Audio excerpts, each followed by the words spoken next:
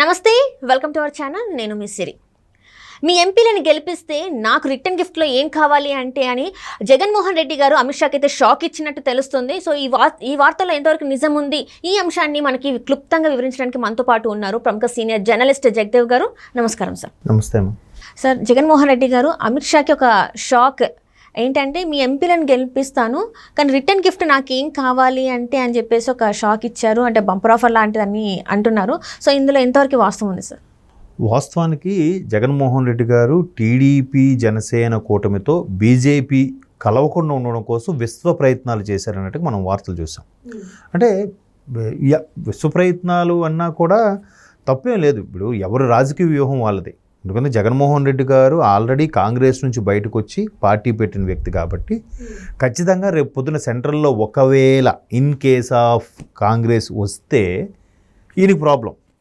So ఖచ్చితంగా సెంట్రల్లో ఏదో ఒక పార్టీతో పొత్తులో ఉండాలి కాబట్టి బీజేపీతో ఉన్నారనే అనుకుందాం కాసేపు. ఎందుకంటే ఇక్కడ జరిగినవి ఏవి కూడా బీజేపీ చర్యలు తీసుకోలేదని, ఎక్కడా ఎటువంటివి కొరడా జలిపించలేదని, అలాగే పోనీ ఈయనకి ఫేవర్గా ఉన్నారు కదా అనుకోవడానికి లేదు. ఎందుకంటే ఏంటది పోనీ రాష్ట్రానికి రావాల్సిన స్పెషల్ స్టేటస్లు, స్పెషల్ ప్యాకేజీలు, ప్రాజెక్టులు కూడా ఏవి ఇచ్చింది లేదు. అంటే చాలామంది విశ్లేషకుల అభిప్రాయం ఏంటంటే జగన్మోహన్ రెడ్డి గారి మీద కొన్ని అభియోగాలు, కేసులు ఉన్నాయి కాబట్టి ఇటువంటి వ్యక్తి ఉంటేనే మనకు సేఫ్, మనం నచ్చినట్టుగా ఆడుకోవచ్చు అని బీజేపీ పెద్దలు కొంతమంది ఈ విధంగా ఆలోచిస్తున్నారు. కాబట్టి జగన్మోహన్ రెడ్డి గారి మీద ఎటువంటి చర్యలు తీసుకోవట్లేదు. ఒకవేళ జగన్మోహన్ రెడ్డి గారు ఏమాత్రం వాళ్ళ మాట వినకపోతే అప్పుడు చర్యలు తీసుకోవచ్చు అని అదొక లాక్ పెట్టారు బీజేపీ పెద్దలు అని కొంతమంది విశ్లేషకుల అభిప్రాయం. మేబీ అయితే అయ్యుండొచ్చు. ఎందుకంటే ఆంధ్రాలో చాలా జరుగుతున్నాయి, చాలా అయ్యాయి. సొంత బీజేపీ పార్టీలో ఆ పార్టీ అధ్యక్షురాలే, రాష్ట్ర అధ్యక్షురాలు పురంధరేశ్వరి గారు లెటర్ రాసినా కూడా బీజేపీ నుంచి ఎటువంటి చర్యలు లేవు.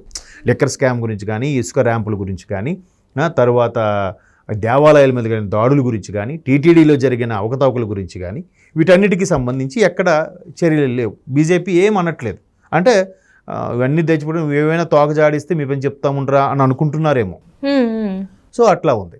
సో అటువంటి నేపథ్యంలో బీజేపీతో ఎట్టి పరిస్థితుల్లో టీడీపీ జనసేన కలవకుండా ఉండడం కోసం వీళ్ళు వెళ్ళే టైంకి ఈయన కూడా అక్కడికి వెళ్ళారని, మంతనాలు జరిపారని కూడా గతంలో కొన్ని వార్తలు వచ్చాయి. అంటే ఇప్పుడు మొన్న పివి నరసింహరావు గారికి భారతరత్న ప్రకటించారు. ఆ సమయంలో చంద్రబాబు గారు కూడా ఉన్నారు, ఈయన కూడా అక్కడే ఉన్నారు. బట్ బయటకు వచ్చాక మీడియా మిత్రులు అడిగిన ప్రశ్నలకు కూడా ఎందుకో ఆన్సర్ ఇవ్వలేదు. ఏమడిగినా కూడా కనీసం డోర్స్ క్లోజ్ అయినాయని చెప్పేసి మనకు వార్తలు వచ్చాయి. ఇప్పుడు బయటకు వచ్చిన తర్వాత ఫేస్ ఎక్స్ప్రెషన్స్ బట్టి కొన్ని అర్థమవుతాయి. అరే ఈయన ఎంత హుషారుగా లేడు, ఏంటి ఈ ముఖం ఎట్లా ఉంది, అడిగిన దానికి కూడా జనరల్గా ఇప్పుడు పివి నరసింహరావు గారికి భారతరత్న ప్రకటించారు. ఒక తెలుగువాడిగా మీ అభిప్రాయం ఏంటంటే చాలా గర్విస్తున్నానంటే అయిపోయింది కదా.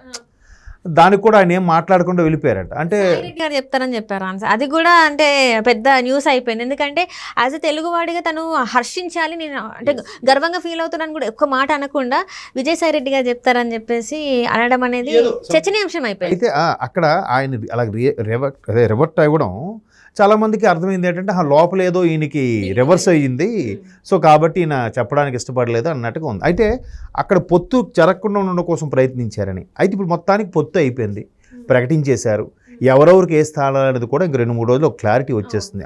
ఆల్రెడీ చూచాయిగా ఉన్నాయి కొన్ని స్థానాలు. అయితే ఇప్పుడు కూడా ఆయన ఇంకా ప్రయత్నం వదలకుండా ఎందుకు, ఒకవేళ ఏంటి అసలు రేపు గవర్నమెంట్ రాకపోతే ఆయన పరిస్థితి ఏంటి?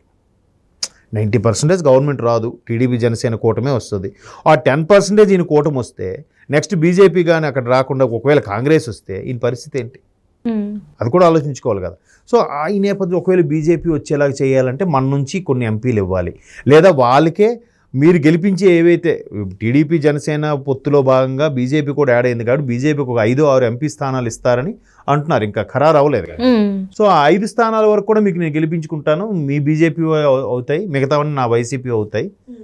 బట్ కండిషన్ ఏంటంటే గెలిపిస్తాను, నన్ను ఏమనకూడదు అన్నట్టుగా. మేబీ ఇప్పుడు పనేంటి నీకెంత నాకెంత ఆడ అంటాడు చూసారు పోకిరిలో డైలాగు, పనేంటి నీకెంత ఎవరైనా అంతే. ఏం లేదు సార్, ఇప్పుడు ఎమ్మెల్యే దగ్గర కార్యకర్తలు ఉంటారు, సార్ మీకు ఇన్ని ఓట్లు పడించే పూచి నాదే, ఓటుకి ఎంత ఇవ్వండి నేను చూసుకుంటా అంటాడు కింద కార్యకర్త, లేదంటే రైట్ హ్యాండో లెఫ్ట్ హ్యాండ్ ప్యాకెట్ పోయిస్తాం, ఏది చేయిస్తాం, కుర్రోళ్ళతో బాగా కష్టపడి తిరిగేలా చేస్తాం, అందరికి ఇంటింటికి పంచుతాం, మీకు ఎలాగైనా గెలిచేలా చేస్తా, మీరు గెలిచిన తర్వాత మీరు మంత్రి అయితే నాకేమిస్తారు చెప్పండి, అని డీల్ మాట్లాడుకుంటారు కదా కాంట్రాక్టర్లో, లేకపోతే కింద రైట్ హ్యాండో లెఫ్ట్ హ్యాండో. అలాగే ఈయన కూడా బాబు మీకు మీ 5 స్థానాలకి డోకా లేదు, మిగతా 20 స్థానాలు నావి, మీ 5 స్థానాలు మీకు గెలిపించుకుంటా, తర్వాత మీ గవర్నమెంట్ వచ్చాక మళ్ళీ నన్నేం కెలకూడదు అని. ఎందుకంటే ఈయనవే కేసులు అభియోగాలు ఉన్నాయి కదా. మేబీ నేను అనేది అంటే అలా అనుకుంటున్నాను. ఎందుకంటే ఆల్రెడీ పొత్తు అవ్వకుండా ఉన్న కోసం ప్రయత్నించారు, అది అవ్వలేదు. అది కూడా రాజకీయ వ్యూహంలో భాగమే, దాంట్లో తప్పేం లేదు. ఆయన స్ట్రాటజీ ఆయనది. ఇప్పుడు ఎందుకంటే పొత్తు అవ్వకుండా ఉండి ఇలా గెలిపిస్తా అని ఎందుకు అనుకుంటున్నామంటే గతంలో కూడా 2017 బై ఎలక్షన్స్లో వచ్చినప్పుడు కూడా నంద్యాలకి చాలామంది జగన్మోహన్ రెడ్డి గారు చెప్పారంట, పవన్ కళ్యాణ్ గారితో పొత్తు పెట్టుకోండి బాగుంటుంది అన్నట్టు కూడా కదా. మొన్న అది రీసెంట్గా ప్రశాంత్ కిషోర్ గారు స్వయంగా చెప్పారు. సో ఇప్పుడు కూడా పార్టీ నేతలు కొంతమంది సార్ మీరు ఏదో ఒకటి చేసి బీజేపీని మన వైపు ఉండేలా చూసుకోండి, ఇప్పుడు వాళ్ళతో వెళ్ళిపోతే మనకు ఆల్రెడీ నేషనల్ పార్టీల్లో ఎవరూ లేరు, కాంగ్రెస్ ఎలాగో మనకి యాంటీ, ఇది కూడా యాంటీ అయిందంటే మన భవిష్యత్తు ఇబ్బంది అవుతుంది, పొరపాటు మనం గెలిచి ఒకవేళ రేపొద్దు గవర్నమెంట్ వచ్చినా మనకి ఇబ్బందే అని మేబీ సజెస్ట్ చేసి ఉండొచ్చు. చేసినప్పుడు ఏం చేస్తారు, ఖచ్చితంగా ఏదో ప్రయత్నం చేయాలిగా. సార్ మీ బీజేపీ మీ ఎంపీ సీట్లు మీకు 5 గెలిపించేలా మేము చేస్తాం, మాకేంటి మళ్ళీ మాతో పొత్తు పెట్టుకుంటారా, లేదా మమ్మల్ని ఏం మాకు సపోర్ట్ ఇస్తారా, లేదా మమ్మల్ని ఏం కెలక్కుండా ఉంటారా అని రాజీకి మాట్లాడుకుంటారు కదా. ఆ ప్రయత్నాలు కూడా జరుగుతున్నాయని చూచాయిగా విన్నాను. మీరు అడిగిన క్వశ్చన్లో నాకు అర్థమైంది ఏంటంటే అది మేబీ అది ఎవరైనా ప్రయత్నించవచ్చు. రాజకీయాల్లో ఎలా ఉంటుందంటే శాశ్వత శత్రుత్వం శాశ్వత మిత్రుత్వం ఉండదు కాబట్టి ఎవరు వ్యూహాలు వాళ్ళవి, ఎవరి రచనలు వాళ్ళవి. వీడిని కూడా ఆల్రెడీ టీడీపీ జనసేన కూటమి బలంగా ఉంది అనుకున్న నేపథ్యంలో దానికి తోడు బీజేపీ యాడ్ అయింది సెంట్రల్ పార్టీ, ఇంకెలా ఉంటుంది ఇంకా. ఇప్పుడు అందుకే ఆయన కూడా జనాల్లోకి ఎలా వెళ్తున్నారు, నేను మీ బిడ్డ ఒక్కడిని అయిపోయాను, మీ బిడ్డను మీరు గెలిపించుకోండి, మీ బిడ్డ నాకు మీరే బలం, మీ ప్రజలే బలం, వాళ్ళందరికీ నాయకులు బలం, వాళ్ళందరికీ స్టార్లు ఉన్నారు, ఇవన్నీ చెప్తున్నారు. మీరు మీకు లేరా స్టార్లు, మీ దాంట్లో కూడా ఉన్నారుగా, మరి అలాగనే అనుకున్నారు కదా స్టార్లు ఉన్నారు, ఎస్ ఫైర్ బ్రాండ్లు ఉన్నారు, దేనికైనా తెగించే వాళ్ళు ఉన్నారు, నోటికి ఏదుస్తుంది మాట్లాడే వాళ్ళు ఉన్నారు. ఎదుటివాడు ఏమనుకుంటాడు, అయ్యో సభా మర్యాద ఒకటి ఉంటుంది, లేదా మీడియా చూస్తుంది, లేదా ప్రజలు చూస్తున్నారని భయం లేదు, వెచ్చలవిడిగా ఉండేవాళ్ళు ఉన్నారు. మళ్ళీ మీకు అంతకన్నా బలం ఉంది కదా. కాబట్టి దాన్ని ఆయన ఎలా ప్రొజెక్ట్ చేస్తున్నాడు, నాకు మీ ప్రజలే బలం, ప్రజలే బలం, నేను ఒక్కడిని అయిపోయాను, ఒక్కడైపోయాను, సింగిల్గా అంటే ఒంటరిగా వస్తున్నాను ఈసారి, ఒంటరిగా రండి, దానికే ఉంది అంటే వాళ్ళందరూ కలిసి అంటే ఆయన మీద దాడి చేస్తున్నారని చెప్పేసి. దాన్ని కూడా కొంతమంది ట్రోల్స్ ఎలా చేస్తున్నారంటే సింహం సింగిల్గా వస్తుంది, పందులు గుంపుగా వస్తాయని కూడా ట్రోల్స్ జరుగుతున్నాయి.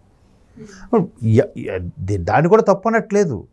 ఎంత అంటే మీలో ఒకరిని ప్రొజెక్ట్ అలాగే ప్రొజెక్ట్ చేసేస్తున్నారు మీలో ఒకరిని అన్నట్టుగా. ఇప్పుడు గతంలో కూడా చంద్రబాబు నాయుడు గారు నా వల్ల అది డెవలప్ అయింది కావాలంటే ఒక్కసారి ఆలోచించండి తమ్ముళ్ళు, మీ ఇంట్లో ప్రతి ఒక్కరు కూడా అక్కడ సాఫ్ట్వేర్ ఎంప్లాయ్ అయ్యాడు, ఎంత అయ్యాడని నేను చెప్తే ఈయన నేనే చేసుకున్నాడని గొప్పలు చెప్పారన్నారు. మరి ఇప్పుడు ఈయన ఏమంటున్నాడు, నా వల్లే పథకాలు నా వల్లే వచ్చాయని లబ్ధి పొందారంటే మరి ఈయన చేసుకున్నట్టు గొప్పలు చెప్పినట్టు కాదా.